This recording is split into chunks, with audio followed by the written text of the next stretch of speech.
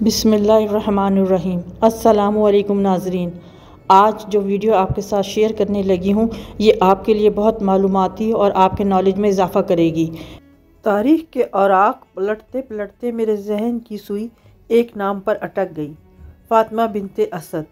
یہ محترم خاتون کون تھیں؟ تاریخ آدمیت کی واحد خاتون ہیں جو خانہ کعبہ میں رہیں۔ میرے آقا حضرت محمد صلی اللہ علیہ وسلم سے آپ کا کیا رشتہ تھا؟ حضرت محمد صلی اللہ علیہ وسلم آپ کی قبر میں کیوں لیٹے؟ جنت البقیع میں دفن ہونے والی پہلی خاتون کون تھی؟ ان تمام سوالوں کا جواب آپ کو اس ویڈیو میں ملے گا، مگر اس کے لیے ضروری ہے کہ آپ ویڈیو کو مکمل دیکھیں، لائک شیئر اور سبسکرائب کرنا نہ بھولیں۔ آپ کی چھوٹی سی نیکی کسی کی زندگی سنوار سکتی ہے۔ تو ویڈیو میں آگے بڑھتے ہیں۔ حضرت ابو طالب کی زوجہ، جناب ہاشم کی پوتی، امام حسن اور حسین کی دادی، حضرت علی کی والدہ۔ آپ تاریخ آدمیت کی وہ واحد خاتون ہیں جنہیں کعبہ کی دیوار نے رکن یمانی کے پاس سے شگاف ہو کر اندر جانے کا راستہ دیا، اور آپ 3 دن تک کعبہ کے اندر رہیں۔ آپ نے 17 سال رسول کریم صلی اللہ علیہ وسلم کی پرورش فرمائی اور اپنی زندگی کے 56 سال حضور صلی اللہ علیہ وسلم کی ہمراہی میں گزارے۔ یثرب کی طرف ہجرت کرنے والی آپ پہلی خاتون تھیں۔ 12 امام آپ کی نسل سے ہیں۔ ماں کے درجے پہ ہونے کے باوجود آپ نے حضرت فاطمہ کا بے حد احترام کیا۔ فاطمہ بنت اسد حضرت علی اور جعفر بن طیار کی والدہ تھیں۔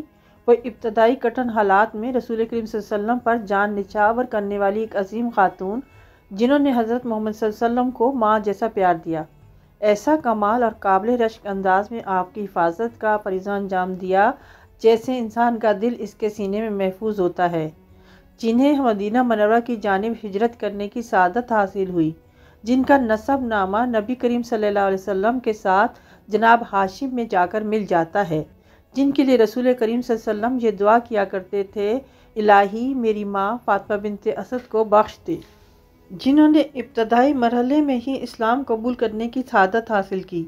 جب قریش مکہ نے اسلام قبول کرنے والوں کو ظلم و ستم کی چکی میں پیسنا شروع کیا تو انہوں نے اپنے بیٹے جعفر طیار اور ان کی بیوی اسماء بنت امیس کو حبشہ کی طرف ہجرت کرنے کے لیے رخصت کیا، جنہوں نے شعیب ابی طالب میں 3 سال کا عرصہ انتہائی صبر و شکر کے ساتھ گزارا، جن کے گھر رسول کریم صلی اللہ علیہ وسلم اکثر و بیشتر تشریف لایا کرتے تھے، جن کے کفن میں نبی کریم صلی اللہ علیہ وسلم نے اپنی مبارک قمیض بھی شامل فرما دی تھی۔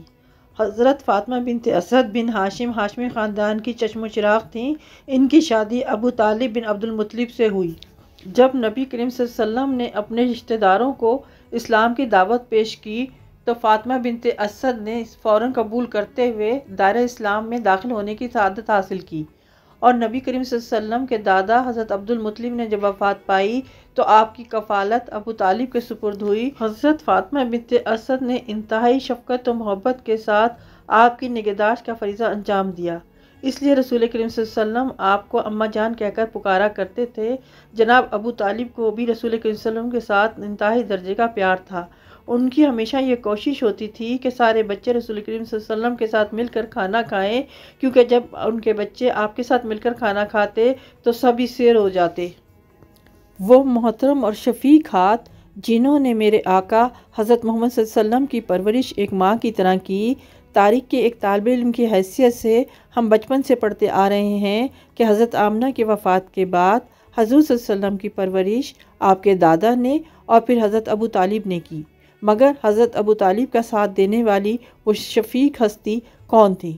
فاطمہ بنت اسد، حضور صلی اللہ علیہ وسلم کی چچی۔ تاریخ گواہ ہے کہ ایسا بھی ہوا کہ قریش مکہ نے ظلم کی انتہا کرتے ہوئے بنو ہاشم کو شعیب ابی طالب میں محصور کر کر مکمل بائیکاٹ کر دیا۔ یہ بائیکاٹ مسلسل 3 سال تک جاری رہا۔ یہ عرصہ اقتصادی اعتبار سے مسلمانوں کے لیے بہت کٹھن تھا۔ بھوک سے بچے بلبلانے لگتے، بڑوں کی بے بسی دیکھی نہ جاتی، درختوں کے پتے گھاس کھا کر اور گیلے چمڑے کو چوس کر آتش شکم کو ٹھنڈا کیا جاتا۔ یہ دور حضرت فاطمہ بنت اسد نے انتہائی صبر و تحمل سے گزارا اور ان کے پایہ استقلال میں ذرا بھر بھی کمی نہ آئی۔ جب ظلم و ستم کی انتہا ہو گئی تو اللہ تعالیٰ نے اپنے پیارے نبی حضرت محمد صلی اللہ علیہ وسلم کو مدینہ منورہ ہجرت کرنے کا حکم دیا۔ مدینہ منورہ کی طرف ہجرت کرنے والوں میں فاطمہ بنت اسد بھی شامل تھیں۔ رسول کریم صلی اللہ علیہ وسلم نے اپنی لاڈلی بیٹی کا نکاح حضرت علی سے کیا تو ایک گھر میں 2 فاطمہ ہو گئیں، خوش دامن بھی فاطمہ اور بہو بھی فاطمہ۔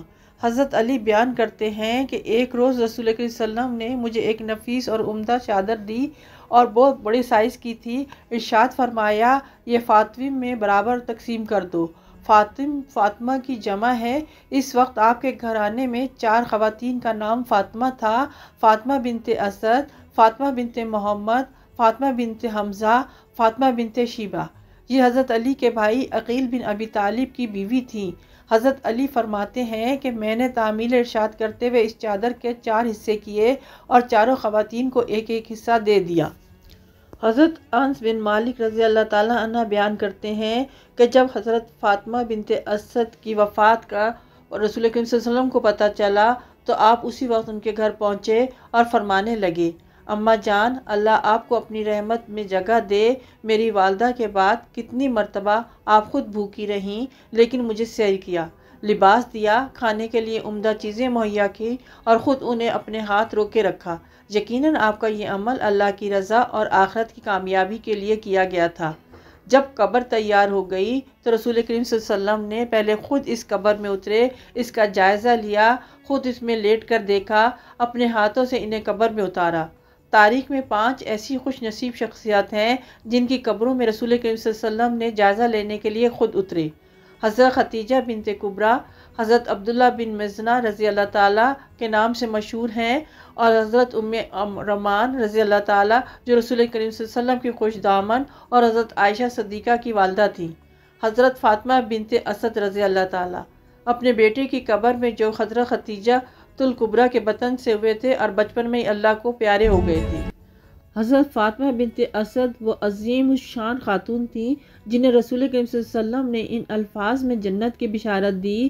آپ فرمایا کرتے تھے کہ میں نے اپنی قمیض فاطمہ بنت اسد کے کفن میں اس لیے شامل کی ہے تاکہ انہیں جنت کا لباس پہننے کے لیے عطا کیا جائے۔ اللہ ان سے راضی ہے اور یہ اپنے رب سے۔ آپ نے 4 ہجری کو وفات پائی۔ آپ خاندان اہل بیت کی پہلی خاتون ہیں جو جنت البقیع میں دفن ہوئیں۔ امید ہے آپ کو ویڈیو اچھی لگی ہوگی۔ کمنٹس کر کے ضرور بتائیں کہ آپ کو یہ ویڈیو کیسی لگی۔ پھر ملیں گے نئی ویڈیو کے ساتھ، تب تک اپنا خیال رکھیں۔ اللہ حافظ۔